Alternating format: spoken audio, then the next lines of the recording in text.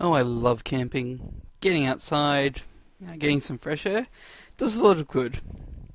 But the problem is, there have been these people who've recently taken up camping in a war zone. Hey, what's up, guys? What I'll be addressing in this video is camping in Call of Duty. And because there is a lot of protect camping in of itself, I'm going to try this a bit more philosophical. There's this thing called the Golden Rule. Now, the Golden Rule has been around in a lot of different religions. Basically, what it is love your neighbours as yourself, as it is in the Bible. But the problem with these is they're very subjective. So if you want to get a gift off your neighbour, give a gift to your neighbour. But if you want to be beaten over the head with a baseball bat, beat your neighbour over the head with a baseball bat. It's subjective, based on your likes, not objective. This is where Kant's moral law comes in. Kant's moral law is basically any action you do must be done in the respect that it becomes universal law. That is, if I do A, everyone must do A. So we're going to give you a few different scenarios, and we'll apply them and see if they're moral or not. So the first one, what is speeding in a car? So what if every single person sped on the roads? That would be quite dangerous. No person would have the speed limit. Each person's speed would be defined by their car and their driving ability. And it would become quite a dangerous thing because people would misjudge corners and crash quite easily. A lot of people would die. It's not a good thing. Second one, look, is piracy. So what if everyone pirated and never paid for any sort of product that they could get for free off the internet? Well, every single information, so all music, TV, movies, games would all go bankrupt because no one would buy their products. This came for free, and the entire entertainment industry would collapse. That's a bad thing. Last one we're going to try is a bit of a morally grey one, and we'll see if we can find some answer in there. So what we're going to do is the answer, the age-old guy that guys hate. Does my butt look big in this? So imagine if your girlfriend or wife asks you a question, does my butt look big in this dress? And it does. What would you say? You have two choices. We have several choices, really. You can say, no, it doesn't, and tell a white lie. But what will happen if she finds out? Well, she'll get quite embarrassed, angry, betrayed. These are all common emotions. Overall, it would be a bad thing to lie. But if you told the truth in a nice way, and in a way that reflects positiveness, not just one that reflects negativity, that would be a good thing. If everyone told the truth in a positive light, that would be a good thing. So we can see that it applies to the real world. So let's apply it to Call of Duty. So let's have a look at camping first. So camping, we can say, is not moving around, like in a position of reduced risk for prolonged inactivity,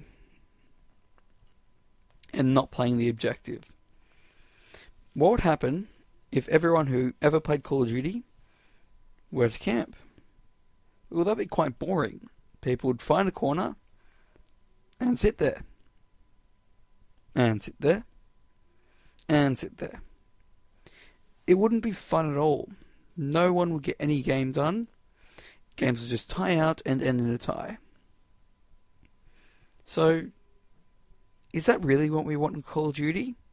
Or do we want fast-actioned, fun games? I'll let you decide. Theological effect, out.